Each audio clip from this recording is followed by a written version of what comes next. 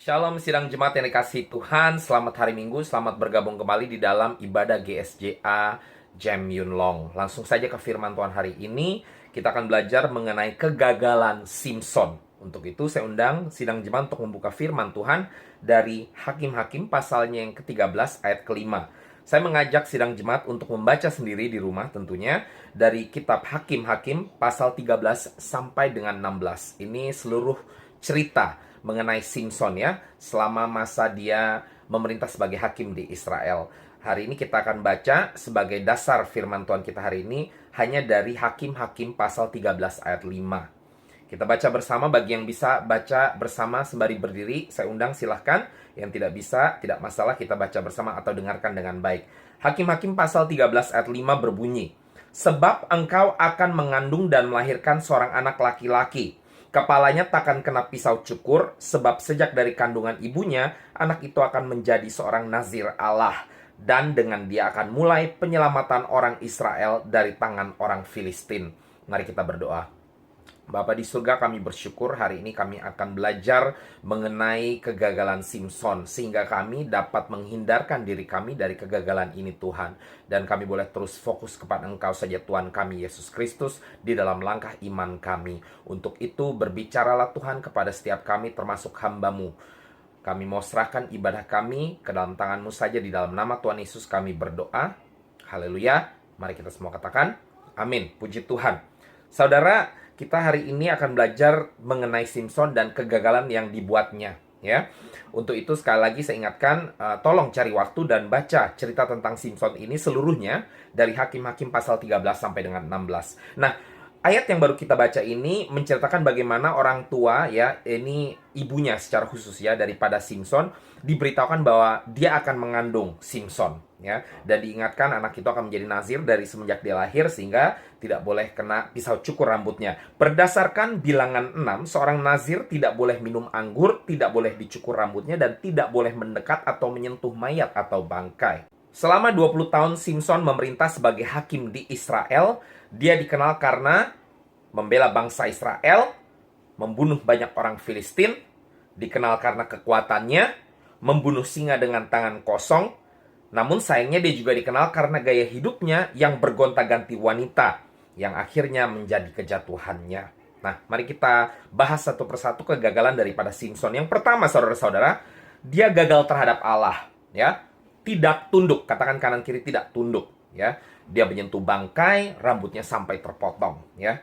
Dari Hakim-Hakim pasal 13 ayat 14 dikatakan, "Janganlah ia makan sesuatu yang berasal dari pohon anggur, anggur atau minuman yang memabukkan tidak boleh diminum, dan sesuatu yang haram tidak boleh dimakan.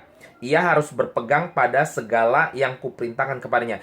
Ini dikatakan kepada ibu daripada Simson, sehingga saat mengandung Simson, dia juga harus lakukan apa yang seorang nazir lakukan. Jadi juga menghindar apa yang seorang nazir harus menghindar. Namun kita diingatkan saat ini bahwa sangat penting untuk saya dan saudara, ya, sebagai anak Tuhan, untuk mengikuti perintah Tuhan secara langsung, bukan karena orang tua kita atau karena kakak rohani, orang tua rohani, ya. Ada yang lahir di keluarga Kristen, melihat orang tuanya mengikuti perintah Tuhan, sehingga waktu kecil kita ikutin perintah Tuhan, tapi pas kita gede akhirnya kita tidak ikutin, ya. Ini kita diingatkan bahwa bukan saja sang ibu, tetapi Simson sendiri harus juga berpegang pada segala yang diperintahkan kepada Tuhan. Dan di sini Simson gagal, saudara-saudara, ya. Dia tidak tunduk secara keseluruhan kepada Tuhan. Ya, dia seperti tadi saya katakan, ya, gaya hidupnya dan lain sebagainya, ya, yang akhirnya membuat dia bertemu dengan wanita, dan karena wanita-wanita tersebut rambutnya terpotong, ya, secara khusus Delila, ya. Jadi dari satu wanita ke wanita lain, sampai dia bertemu dengan Delila yang menyebabkan rambutnya akhirnya terpotong. Nanti kita akan bahas lebih lagi.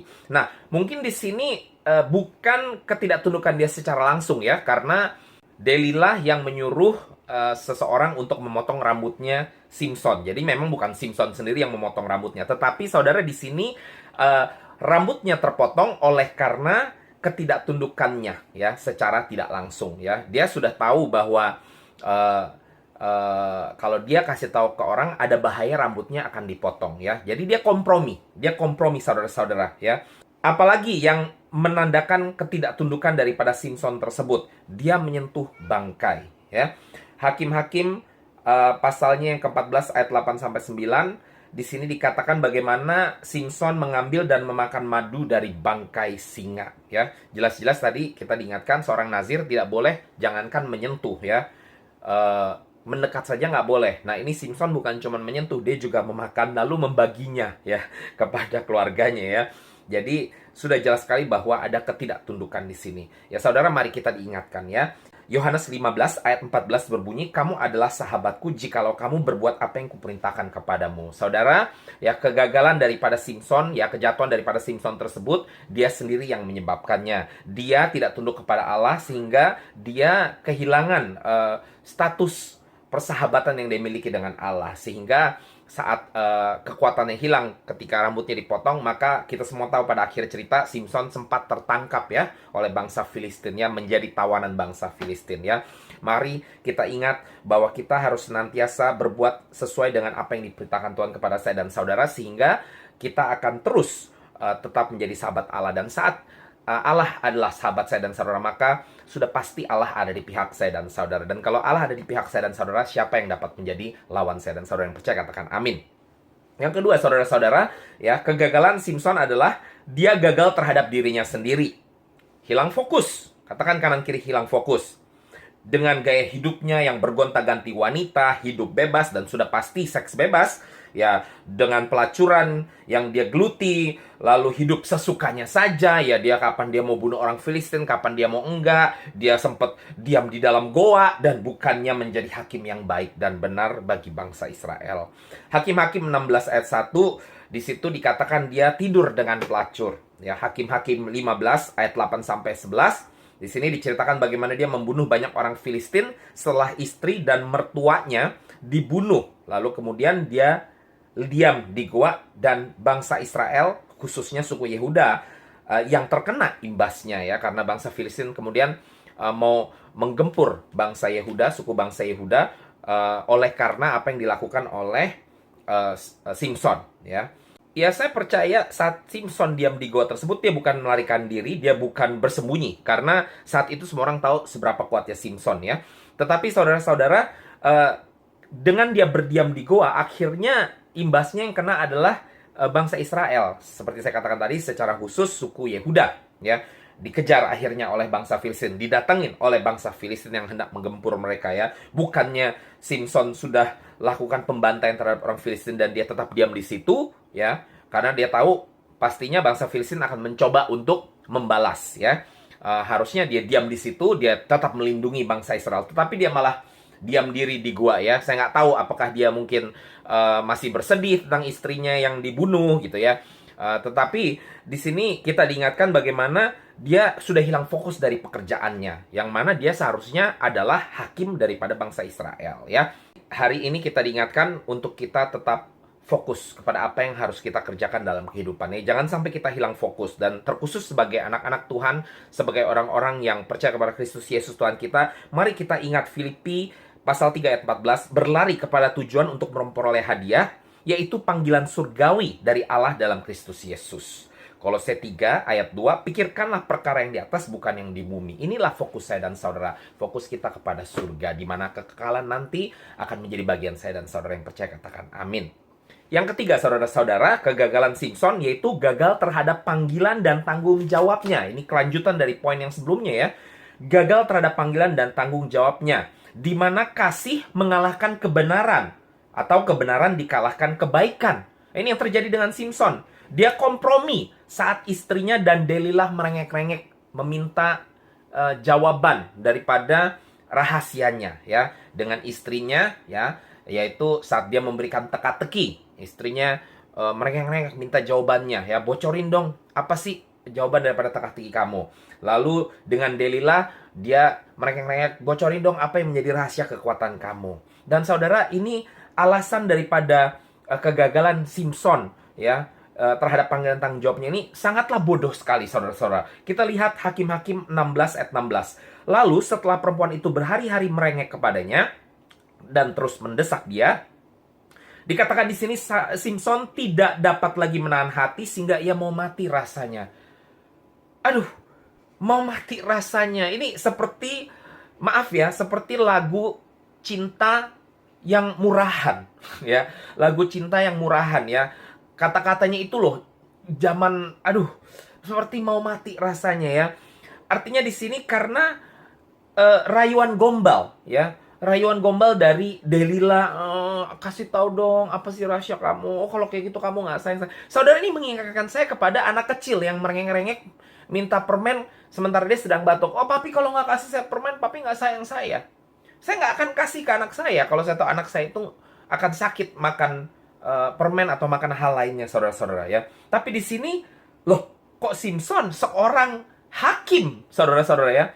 Hakim itu kan yang memerintah saat itu ya. Jadi kepala pemerintahan saat itu kok bisa hanya karena rengekan seseorang dan akhirnya dia kompromi dan dia kasih tahu rahasianya. Makanya tadi saya katakan ya, poin yang pertama ya mungkin itu secara tidak langsung sih bukan ketidaktundukan Simpson, tetapi itu merupakan ketidaktundukan secara tidak langsung karena Simpson kompromi memberitahukan rahasianya sehingga menyebabkan rambutnya dipotong ya. Saudara, saya mau mengingatkan ya, kasih itu tidak bisa mengalahkan kebenaran ya, atau kebenaran itu tidak bisa dikalahkan kebaikan ya. Kasih dan kebenaran adalah sebuah paket yang tidak bisa dipisahkan. Pada saat Yesus ya menolong seorang perempuan sundal yang ingin ditimpuki oleh batu ya, sehingga akhirnya tidak ada lagi orang yang mau nimpuki batu. Tuhan Yesus bukan cuman pakai kasih doang ya. Saat dia katakan kepada perempuan itu, mana orang-orang yang mau lempar batu? Udah nggak ada lagi kah? Lalu Yesus katakan, aku juga nggak akan lempar batu. Aku tidak akan mengutuk engkau juga. Tetapi Yesus nggak stop di situ. Dia katakan, pergi dan jangan berbuat dosa lagi. Jadi Yesus berikan kasih dan juga kebenaran. Ya, saudara-saudara. Ini adalah sebuah paket yang tidak bisa dipisahkan. Ibrani 13 ayat 17 berbunyi, taatilah pemimpinmu dan tunduk kepada mereka sebab mereka berjaga-jaga atas jiwamu sebagai orang-orang yang harus bertanggung jawab atasnya. Dengan jalan itu mereka akan melakukannya dengan gembira, bukan dengan keluh kesah, sebab hal itu tidak akan membawa keuntungan bagimu. Saudara, ya, kalau kita gagal terhadap panggilan dan tanggung jawab kita, maka ini tidak akan membawa keuntungan bagi saya dan saudara. Ya, pada saat kita memiliki prinsip kasih mengalahkan segala sesuatunya sampai kepada kebenaran juga dikalahkan ya. Yang benar bukannya dilakukan ya. Orang salah ya, orang mencuri, orang membunuh dibilang it's okay. Hanya karena kasih, hanya karena dia anak saya sembunyikan, dia tidak pernah melakukan hal yang salah. Padahal dia lakukan hal yang salah, ya. Itu tidak benar, saudara-saudara, ya. Tapi kalau ini menjadi prinsip kita, maka dikatakan firman Tuhan Ibrani 13:17, ini tidak membawa keuntungan bagi saya dan saudara. Saudara sembunyiin anak saudara yang mungkin membunuh, ya. Karena kasih, kan. Saudara tahu, pada akhirnya juga akan ketangkap, dan bukan cuma anak saudara, saudara juga akan ditangkap. Karena saudara dianggap terlibat, ya. Jadi tidak membawa keuntungan bagi saudara. Dan ayat ini juga mengingatkan kepada saya dan saudara, makanya jangan saudara malah jadi marah kalau pemimpin saudara, gembala saudara mengingatkan kepada saudara hal-hal yang tidak baik. Pada saat dikasih tahu loh, ini nggak boleh, itu nggak boleh, ini nggak boleh, itu nggak boleh. Itu karena sudah dipertimbangkan sesuai dengan apa yang dilihat terbaik untuk saudara. Sekalipun mungkin buat saudara tampaknya yang terbaik adalah yang saudara pikirkan. Ya, dan saudara tiba-tiba merasa bahwa gembala saudara atau pemimpin saudara, oh, kok sentimen banget sih sama saya nggak boleh, ini nggak boleh, itu nggak boleh, ya. Padahal pemimpin saudara sudah diberikan oleh Tuhan hikmat, marifat untuk menolong saudara sehingga mengarahkan apa yang tidak baik itu dijauhkan, ya. Jadi kalau saudara ya dikritik sedikit sama pemimpin sama gembala, kalau itu kritik yang membangun, jangan cepat marah saudara-saudara, karena itu nggak membawa keuntungan bagi saudara ya. Saat saudara dikatakan nggak boleh ini, nggak boleh itu ya, jangan cepat marah, karena itu tidak membawa keuntungan bagi saudara ya. Jadi saudara, mari kita belajar untuk mengerti bahwa kasih itu harus bersamaan dengan kebenaran, nggak bisa cuma kasih jalan sendiri. Yang percaya katakan amin. Yang terakhir saudara, kegagalan daripada Simpson. Dia gagal terhadap sikap dirinya, dia gagal terhadap kerendahan hatinya ya. Dia menjadi tinggi hati, bersandar lebih banyak kepada kekuatannya dibanding kepada Tuhan yang memberikan kekuatan itu. Dia bersandar kepada karunia-Nya daripada kepada Tuhan yang memberikan karunia tersebut. Dengarkan ini saudara, terlalu kuat, kaya ataupun sehat terkadang membuat kita lengah dan tidak mawas diri. Kita terlalu sehat, kita jarang ke dokter, nggak mau ngecek, tanpa sadar ternyata sudah ada penyakit. Loh, tiba-tiba mati, serangan jantung, tiba-tiba sakit ini sakit itu. Sementara yang memang sudah punya sakit kok hidupnya sampai lama. Karena apa? Karena dikontrol dengan obat, saudara-saudara. Kenapa? Karena cek terus ke dokter, ya. Tidak lengah, selalu mawas diri. Tetapi kita yang terlalu kuat, terlalu ini, terlalu itu, seringkali membuat kita tidak mawas diri. Jadi kita harus hati-hati. Di sini kita diingatkan Simpson demikian juga. Hakim-Hakim 14 ayat 18 menceritakan bagaimana dia memberikan teka-teki. Yang tadi saya ingatkan, dia direngek oleh istrinya untuk meminta jawaban teka-teki itu. Saudara akan melihat di sini bahwa teka-tekinya Simpson saja itu berhubungan dengan dirinya mengalahkan singa dengan tangan kosong, ya. Jadi terlihat sekali di sini bahwa dia sedikit terlalu bangga dengan kekuatannya, sedikit bersandar berlebihan kepada kekuatannya dan bukan kepada Tuhan, saudara-saudara. Ya, saya mau ingatkan saudara, mari kita terus ingat bahwa dalam kehidupan saya dan saudara kita perlu terus bersandar kepada Tuhan, ya, bukan kepada apa kemampuan kita, kehebatan kita, ya, bukan kepada apa yang kita ketahui, tetapi mari kita bersandar kepada Tuhan yang memberikan segala karunia dalam kehidupan saya dan saudara yang percaya, katakan amin. Namun sekarang ada kabar baiknya sebelum kita akhiri firman Tuhan hari ini. Seberapapun kegagalan kita, Tuhan mau memulihkan kita kembali apabila kita bertobat dan memohon pengampunan padanya. Dan inilah yang terjadi pada Simpson juga, ya. Hakim-Hakim 16 ayat 28 sampai 30 menceritakan bagaimana Simpson meminta kepada Tuhan untuk mengingatnya dan kekuatannya dikembalikan saat itu juga. Dan dia berhasil mematikan 3.000-an orang Filistin di saat akhir kehidupannya tersebut. Rata-rata petinggi bangsa Filistin. 2 Tawarik 7 ayat 14, umatku yang atasnya namaku disebut merendahkan diri, berdoa dan mencari wajahku lalu berbalik dari jalan yang jahat, maka aku akan mendengar dari surga dan mengampuni dosa mereka serta memulihkan negeri mereka. Jadi saudara, seberapapun kegagalan saya dan saudara, kesalahan saya dan saudara pada saat kita mengetahuinya dan kita mengakuinya lalu bertobat dan kita kembali kepada Tuhan memohon pengampunan kepadanya, maka Tuhan mau, sangat mau untuk memulihkan saya dan saudara. Bahkan dia sangat mau untuk memakai saya dan saudara kembali. Sebagaimana Simpson saat itu, di hari akhirnya pun dia tetap dipakai Tuhan untuk menghancurkan bangsa Filistin. Jadi saudara, mari pertama-tama kita ingat firman hari ini mengingatkan saya dan saudara untuk hati-hati, ya, mawas diri. Jangan sampai kita lakukan kegagalan yang sama dengan Simpson yang akhirnya membawa kepada kejatuhannya. Tetapi sekalipun kita gagal, ya, apakah itu dari keempat poin yang sama dari Simpson ini ataupun mungkin gagal di dalam hal lainnya, tidak masalah saat kita akhirnya dapat kembali bertobat dan kembali kepada Tuhan, kembali kepada jalan kebenaran dan hidup tersebut.